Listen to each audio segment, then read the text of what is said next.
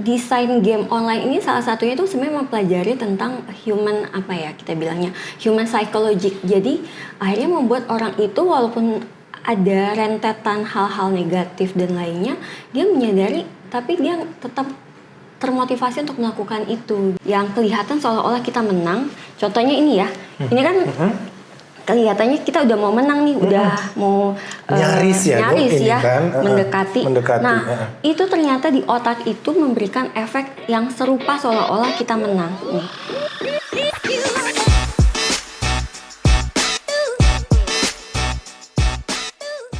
Ya, halo Sobat Sentra, apa kabarnya? Jumpa lagi bersama program podcast Sentra Stage. Kali ini kita berada di Sentra Medical Hospital Cikarang. Dan untuk kesempatan kali ini, saya tidak sendirian, sudah bersama Dr. Givency Eunike Semen, spesialis kedokteran jiwa atau psikiater Dr. Given. Ya. Pada kesempatan ini Dr. Given kita akan bahas topik yang lagi banyak dibahas di media sosial ya. Betul. Dan sangat related dengan kehidupan sehari yang sekarang marak terjadi, yaitu bahaya adiksi judi online terhadap produktivitas kerja. Tapi kita sapa dulu Dr. Given. Apa kabar dokter? Sehat? Sehat. Luar biasa. Dr. Helmi gimana? Sehat, alhamdulillah, puji Tuhan sehat. Dokter, ini kalau kita melihat ya sekarang menjadi fenomena ya dok ya. Betul. Banyak banget nih di mana-mana pemberitaan. Aduh, judi online lagi, bahkan udah merambah kemana-mana, bahkan menjadi semacam sindikat judi online, merekrut tenaga kerja dari Indonesia, katanya untuk ditempatkan di satu negara untuk membuat jaringan judi online. Dan ini semakin kesini kok semakin marak ya dok ya. Oke dok, sebelum kita bahas secara teknisnya, secara kesehatan jiwa, mungkin dok kita akan kupas dulu secara umum dok. Kalau kita lihat di Indonesia saat ini ya, Dr. Given, menurut Dr. Given seperti apa sih dok bahayanya judi online saat ini, kok bisa menjadi semacam, bahkan pemerintah sudah turun tangan ya dok, Kementerian Informatika bahkan udah bikin aturan pelakunya ditangkap, tapi kok masih ada masyarakat yang keranjingan suka banget main judi online gitu. Gimana menurut Dr. Given tuh? Kalau menurut saya pertama ini mungkin fenomenanya udah global ya, jadi nggak cuma di Indonesia ya, jadi di seluruh dunia ini sudah menjamur. Cuma memang kalau di Indonesia ini jadi suatu PR karena beban jumlah masyarakatnya sendiri kan udah cukup banyak. Betul. Lalu ada lapisan-lapisan masyarakat dengan tingkat pengetahuannya yang mungkin masih minim ya dok ya. Jadi mereka sudah bisa mengakses dengan mudah, tapi tidak ada edukasi terkait hal itu, sehingga itu yang jadi membuat terkadang ketika mereka mendownload tidak ada kesadaran yang lebih tinggi atau kontrol yang lebih tinggi juga. Lalu juga di lingkungannya itu sendiri juga mungkin kurang aware, karena dari budaya kita kan juga dari kecil mungkin ya dok ya, waktu kecil kita biasanya orang tua atau mungkin tetangga kita lihat main sambung ayam. Nah, main kartu ya dok ya, iya pas betul. Lagi mau ada acara gaple, iya betul. Iya main remi ya dok ya. Jadi itu udah kayak membudaya dok, betul, dok. Betul. Jadi awalnya mungkin hanya dari media-media yang tadi, kumpul-kumpul yang tadi. Sekarang aksesnya udah dipermudah, bahkan misalnya tengah malam, di WC atau dimanapun kita bisa akses itu gitu. Jadi budaya yang tadinya udah mengakar ditambah dengan akses yang makin mudah, itu yang bisa membuat lepas untuk judi online itu semakin sulit dok gitu. Kalau dokter melihat sendiri pemerintah kita gimana sih dok sejauh ini ya dalam menangani kasus judi online ini gitu dok? Sebenarnya mungkin ada harapan ya, sudah cukup bagus ya saya lihat ya. Betul, langkah-langkahnya juga sudah mulai ada, startnya sudah ada gitu.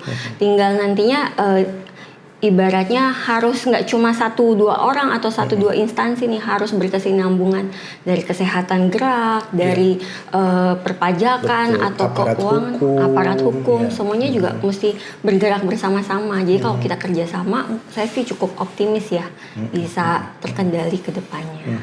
Oke, karena Dr. Given ini adalah praktisi kesehatan jiwa, gimana dokter melihat seberapa besar dampak adiksi judi online ini terhadap perkembangan kesehatan mental si pengguna judi online ini sendiri dok? Apakah bisa dikatakan mentalnya bisa terganggu gara-gara keranjingan adiksi judi online ini? Ya, jadi memang fenomena ini bisa berangkat dari dua hal ya. Pertama mungkin saja dia sendiri waktu sebelum ketagihan judi online dia sudah ada riwayat kondisi medis lain atau kondisi psikiatri lain yang ikut mendasari. Misalnya contohnya depresi atau cemas gitu.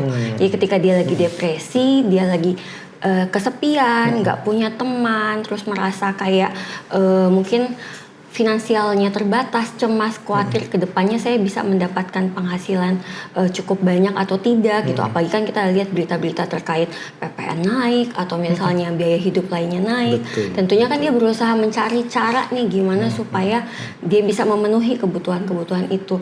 Jadi berangkat dari depresi atau cemas itu, kemudian mungkin dia berpikir judi online mungkin bisa jadi salah satu cara yang tercepat atau mungkin yang paling mudah yang bisa dia lakukan gitu. Jadi itu juga bisa seperti ibaratnya solusi jalan keluar menurut dia saat itu gitu untuk mengatasi depresi atau cemasnya itu. Tapi bisa juga nih dari awalnya mungkin ikut-ikutan, diajak teman, lingkungan sosialnya mungkin yang ibaratnya seolah-olah menormalisasi hal itu. Akhirnya kan tadinya dia baik-baik aja, terus dia ikutan, begitu ikutan sulit lepas lama-lama itu yang bisa jadi kecanduan atau adiksi. Dari kecanduan atau adiksi itu bisa lebih bahaya lagi nantinya. Akhirnya bisa jadi depresi, bisa jadi cemas dan lainnya. Dan kadang judi online ini juga biasanya ada teman-temannya tuh bareng, misalnya lagi ngumpul-ngumpul nih sambil ngerokok, nongkrong, bahkan mungkin ada minum alkoholnya atau apa, akhirnya main itu. Jadi ibaratnya mungkin aja ada kondisi sosial dan juga gangguan mental yang ikut mendasari dan menyebabkan dia jatuh ke dalam judi online. Dan ketika dia jatuh ke dalam judi online, dia semakin sulit keluar dan menyebabkan beberapa penyakit yang ikut memberat, contohnya depresi, cemas dan lainnya. Oke. Bisa juga dimulai dari mungkin FOMO ya dok, kata anak zaman now. Jadi pengen tahu, ikut-ikutan, akhirnya nggak bisa lepas. Benar.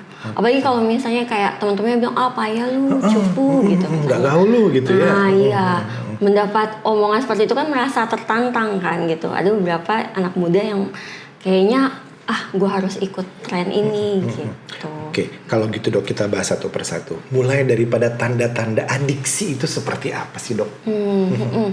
Memang tanda-tanda adiksi cukup banyak ya, ada beberapa.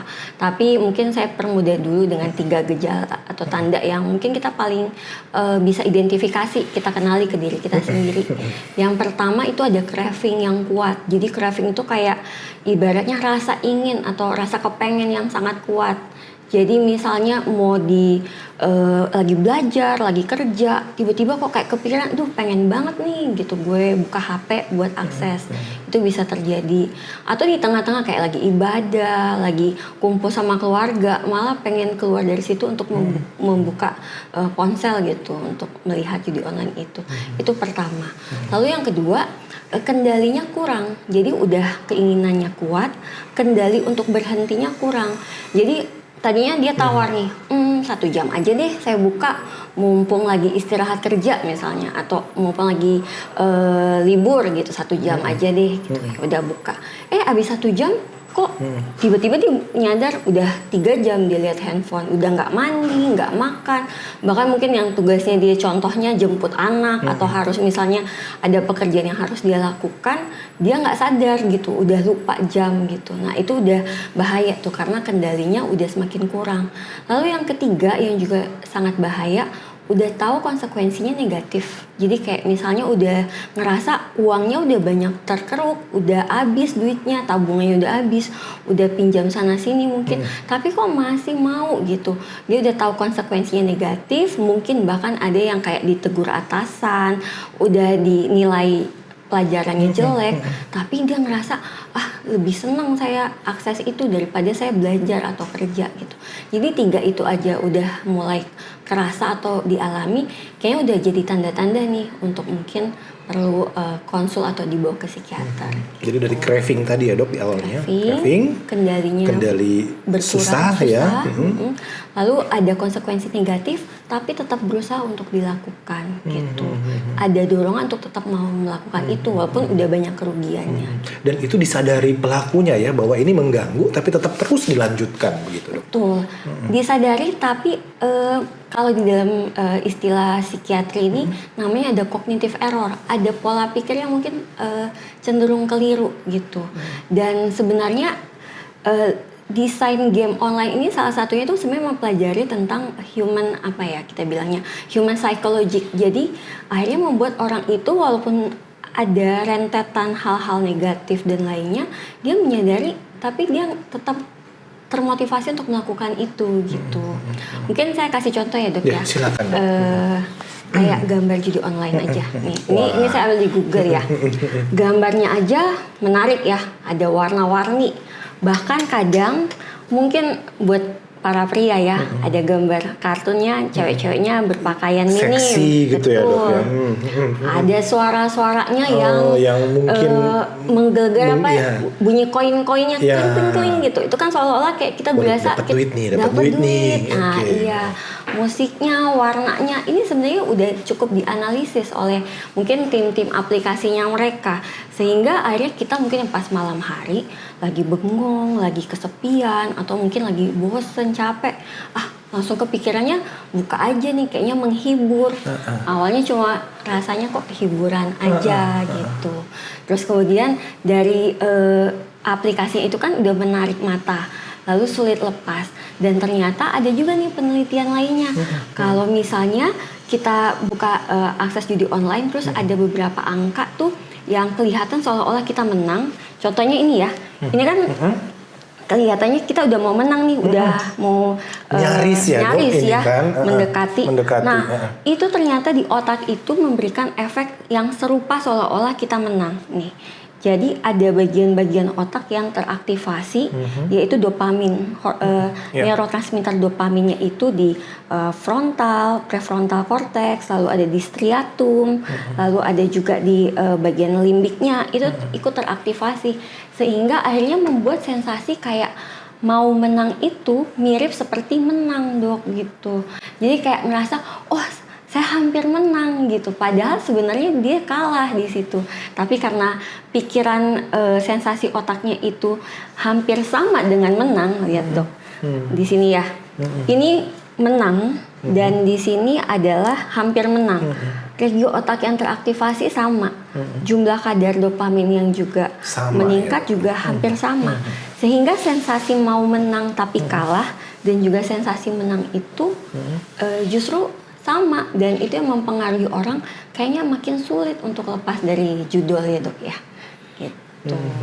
Oke, kalau kita bisa lihat dan simpulkan ya, Dok, ternyata memang untuk efek jangka pendeknya ya tadi ya, dia sudah tahu resikonya ya, mungkin yang bekerja mungkin terganggu pekerjaannya, KPI-nya juga jadi menurun, mungkin ya yang masih studi, mahasiswa atau sekolah nilainya jadi jebol ya.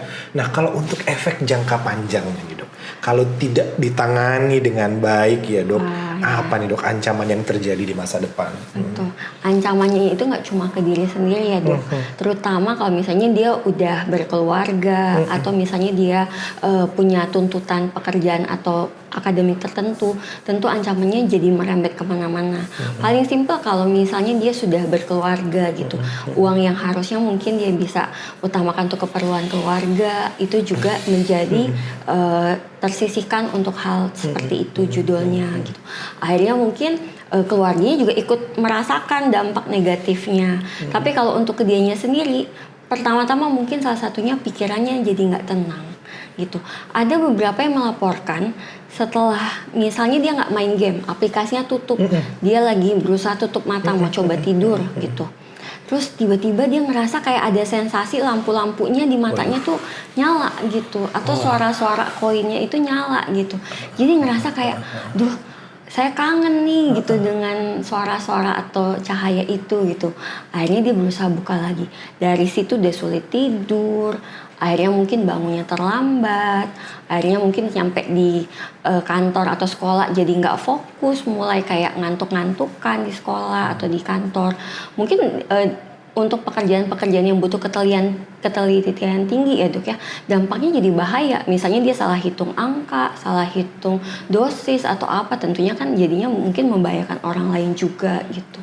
Lalu kemudian sakit medis lainnya juga ngaruh dok. Beberapa yang main judul postur tubuhnya bahkan udah sampai kayak gini ya, ngerunduk terus, ngebungkuk, bahkan duduk terus. Ada yang jadi nggak mau makan, nggak mau mandi, atau tahan pipisnya karena saking serunya nih mau main, saya tahan dulu deh pipisnya. Otomatis dampaknya jadi luas banget. Atau ada yang pengen melek, pengen fokus, akhirnya makannya yang nggak sehat. Makan aja yang cepat, instan, atau kopi, atau yang banyak mengandung manis supaya dia bisa tetap melek, fokus main game ini gitu. Jadi memang dampak secara medis ada, dampak secara sosial, keluarga dan lainnya juga ada, fungsi pekerjaan dan akademik juga mengganggu gitu. Jadi memang kalau mau dilihat secara luas itu dampaknya bisa kemana-mana sih dok. Gitu. Oke, luar biasa ya dok kalau kita bahas dampaknya. Oke dok, berbicara lagi soal adiksinya ini sendiri. Untuk menanganinya, apakah sama dok dengan menangani adiksi karena misalkan contoh nonton video porno, adiksi judi online. Nah penanganan untuk adiksi seperti ini apakah sama dok atau bagaimana? Cukup bervariasi. Bahkan untuk satu kasus yang sama, misalnya kecanduan judi online ini, penanganan tiap orangnya pun bisa beda-beda ya dok ya. Berangkat dari situasinya dia seperti apa, lingkungan, atau ada faktor pencetusnya atau tidak. Seperti yang tadi saya bilang, kalau misalnya tadinya dia depresi atau cemas, mungkin setelah itu dia ganggu atau adiksi judi online, mungkin kita coba tangani dulu nih depresi dengan cemasnya. Begitu depresi dan cemasnya membaik, bisa jadi kondisi judi online-nya pun jadi bisa berkurang dan menghilang sama sekali. Ada juga yang karena dia ketagihan alkohol, minum alkohol, kan beberapa efek dari alkohol itu atau rokok ya, rokok jumlah banyak itu juga mempengaruhi prefrontal cortex kita dok. Jadi decision making atau kemampuan untuk mengambil keputusan itu jadi kurang baik gitu, sehingga akhirnya ketika dia misalnya banyak konsumsi rokok, alkohol, atau bahkan obat-obatan terlarang ya kayak narkotika dan lainnya, itu ketika dia terpapar dengan judi online, dia jadi semakin impulsif untuk melakukan. Jadi kalau misalnya kita tangani bagian adiksi alkohol atau adiksi rokoknya dan lainnya, itu mungkin bisa ikut membantu juga untuk judi online-nya. Lalu kemudian ada beberapa kondisi medis dok, contohnya orang yang sakit Parkinson ya dok ya, konsumsi levodopa. Itu juga ketika kita konsumsi levodopa, dopaminnya kan cenderung akan meningkat ya. Nah itu beberapa juga akhirnya membuat dia jadi mudah untuk impulsif atau tertarik untuk judi online. Mungkin kita bisa pertimbangkan apakah levodopanya ini di-adjust atau misalnya diberikan obat yang dapat menurunkan dopaminnya juga. Lalu terkadang masalahnya bukan dari kondisi medis atau psikiatrinya, bisa jadi dari situasi sosial. Misalnya tekanan sekitarnya, teman-temannya. Jadi kita udah coba obatin, tapi dia tetap bergaulnya sama mereka. Di situ-situ aja pergaulannya ya. Sulit lepas dari pertemanan itu, merasa kayaknya kalau dengan teman itu saya dapat validasi yang cukup. Jadi kalau saya nggak berteman dengan mereka, saya nggak punya teman, saya bukan siapa-siapa. Nah itu yang jadi semakin sulit nih. Kita udah coba obatin, kok nggak membaik. Ternyata pertemanannya yang mungkin kurang baik ya, toksik ya kita bilangnya. Jadi itu juga bisa jadi salah satu cara nih, bisa nih kita membuat komunitas baru, menjalin pertemanan baru yang lebih sehat gitu. Mungkin dengan mengganti lingkungannya yang lebih ideal, itu bisa menghindari mereka dari terpapar judi online itu. Jadi penanganannya itu bisa dari obat, bisa dari lingkungan juga. Lalu kalau dari psikiatri kita juga mengembangkan beberapa teknik pengobatan, salah satunya itu kognitif behavioral therapy, ya, CBT ya. CBT. Jadi di situ kita coba untuk modifikasi nih pikiran-pikiran yang tadi yang kita lihat kayaknya keliru deh, error deh, yang dia menganggap hampir menang itu seperti mau menang. Itu kan tentunya kita perlu paparkan nih, coba deh kamu kalau misalnya nih lagi ikut judi online, kamu catat jumlah uang yang kamu keluarin. Kalau nggak dicatat, kadang dia nggak ingat uang yang keluar totalnya udah berapa. Betul. Dari tiap dia kalah dicatat atau dihitung minimal berapa kali sih kamu kalah gitu. Makin dia melihat kenyataan atau paparan bahwa sebenarnya dia kalah, dia mungkin akan jadi lebih tersadar gitu. Oh, ternyata selama ini saya banyak udah banget ya. banyak gitu kekalahannya. Karena memang beberapa game judi online itu dirancang atau didesain Dok seolah-olah dia bisa baca polanya. Ada beberapa tuh yang kayak pernah datang, Dok sebenarnya saya bisa loh baca pola gamenya gitu. Gimana kamu bisa baca? Ya saya bisa tahu aja. Abis saya menang, misalnya abis saya kalah, abis itu saya pasti menang. Jadi kalah 3 kali, menang sekali. Oke, itu di pikiranmu. Pernah nggak kamu coba catat nih jumlah total kekalahan sama kemenanganmu gimana? Begitu ditunjukin semuanya, ternyata, wah ya Dok, ternyata saya lebih banyak kalahnya daripada menangnya gitu. Jadi CBT itu ada beberapa sesi ya, bisa sampai 8 atau 12 sesi, tergantung tiap orang gimana nih kemampuannya untuk mengelola pikiran dan perilakunya gitu.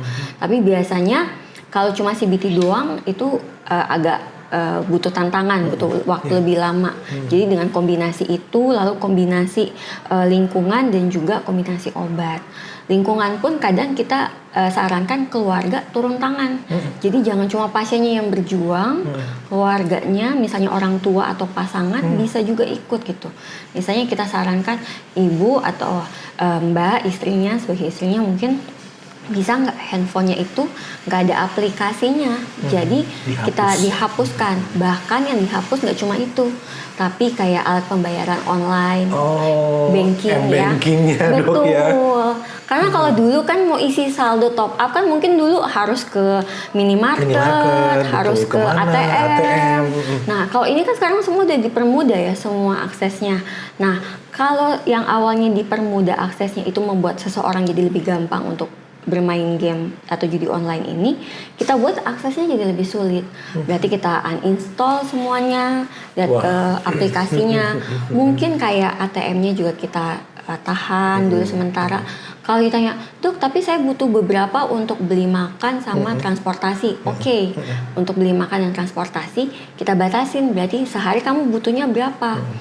Butuhnya mungkin sekitar 50.000 sampai 100.000. Oke, ibu atau pasangan bisa nih top up-nya itu sekitaran segitu aja sehari dan tidak ada tawar-menawar dulu untuk saat ini gitu.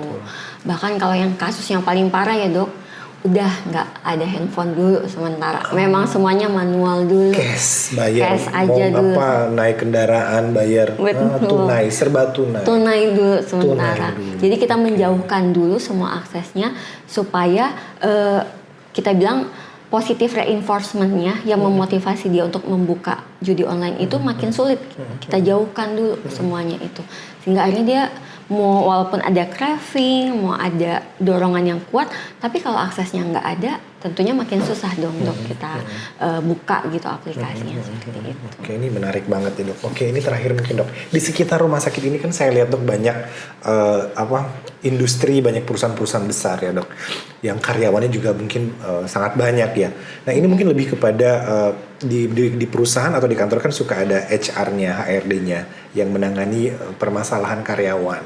Betul. Jikalau misalkan ada salah satu karyawan yang ketahuan misalkan ada keranjingan atau main judi online, ya mungkin pendekatan seperti apa sih Dok sebaiknya yang mungkin dari pihak HR sendiri yang tahu permasalahan karyawan yang keranjingan ini, apakah memang langsung disarankan langsung aja ke psikiater atau mungkin ada sesi konseling dulu atau seperti apa baiknya mungkin Dok? Baik, jadi memang sangat diperlukan ya ibaratnya mata-mata atau orang-orang yang empati untuk mengawasi nih karyawan-karyawan tersebut. Karena terkadang mungkin pimpinan atau atasan kan cukup ada job desk sendiri gitu, sehingga mungkin kalau ada karyawannya yang kita lihat kok udah mulai sering ke toilet misalnya atau di dalam toilet bunyi dikit-dikit minta izin keluar gitu ya.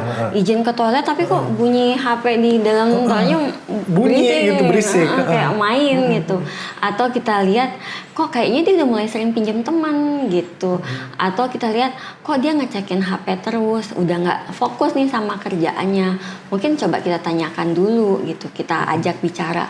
Baiknya sih bicaranya Dok tatap muka aja, satu one on one ya. Jadi jangan di depan atau ditegur, dimarahin di depan banyak orang gitu. Lebih nyamannya diajak ngomong di ruangan lebih privasi, lalu tanya baik-baik gitu. Apa yang mengganggumu sampai sering buka ponsel gitu. Coba dievaluasi apakah ada mungkin masalah pribadi, atau kalau misalnya ternyata benar dia lebih sering buka judi online gitu, mungkin coba tanyakan udah sejauh apa nih. Kadang mungkin dia sebenarnya udah menyadari, tapi dia juga berusaha melakukan itu karena udah terlilit utang atau harus bayar orang jumlah banyak, sehingga kayak kepepet gitu. Kita tanyakan solusinya bagaimana, apa mungkin untuk yang hutangnya itu dia dari karyawannya itu bisa mencari pinjaman di perusahaan atau di bank, atau misalnya kalau sudah nggak ada jalan keluarnya mungkin bisa segera bawa ke psikiater dulu. Seenggaknya perilakunya kita coba tahan dulu, karena kalau misalnya terus main takutnya bergulung nih. Masalah beban finansialnya atau beban-beban produktivitas kerja ya tentunya gitu. Jadi kalau misalnya HRD-nya udah mulai kebingungan nih, udah ngajak ngobrol, udah coba negur kok nggak baik-baik juga, masih kayak gitu, mungkin udah bisa bawa ke psikiater gitu. Tentunya ke Sentra Medika Cikarang ya dok ya. Ketemu dokter Given. Iya. Oke, terima kasih banyak dok. Ini luar biasa masukan-masukannya, ya ilmunya juga sudah dibagikan luar biasa. Jadi apa dok terakhir yang bisa dipesankan kepada Sobat Sentra terkait dengan waspada judi online ini? Iya, mungkin buat Sobat Sentra ya, kalau misalnya belum pernah main, terus lihat iklannya, udah cepat-cepat hindarin. Jangan diklik, jangan ibaratnya penasaran, terus pengen coba, baiknya langsung dihindarin. Karena kadang kita nggak bisa nih tahu kapasitas kita buat ngontrol itu sebagaimana. Jadi kalau misalnya lihat iklan atau diajak teman, mungkin coba hindarin dulu. Lalu kalau misalnya udah mulai main tapi masih iseng-iseng, mungkin kasih limit. Ya udah, saya udah coba ternyata banyak kalah atau lebih banyak ruginya, mungkin bisa di stop aja gitu. Jadi dilimitin gitu, jangan sampai keterusan gitu. Dan kalau yang udah cukup berat atau udah banyak beban yang kamu rasakan setelah bermain itu, mungkin sebaiknya kamu udah bisa cepat datang ke psikiater terdekat kamu, sehingga kamu bisa mendapatkan terapi atau penanganan yang lebih sesuai ya dok ya. Oke, baik. Tuh, catat baik-baik apa yang sudah dipesankan oleh Dokter Given. Baik, dokter, terima kasih banyak untuk ngobrol-ngobrolnya. Jangan kapok nanti dok kalau kita undang lagi di kesempatan yang lain ya. Dokter Given, terima kasih. Ya, Sobat Sentra, demikian Sentra Stage kali ini bersama Sentra Medika Hospital Cikarang. Kita akan ketemu lagi di lain kesempatan dan sampai jumpa.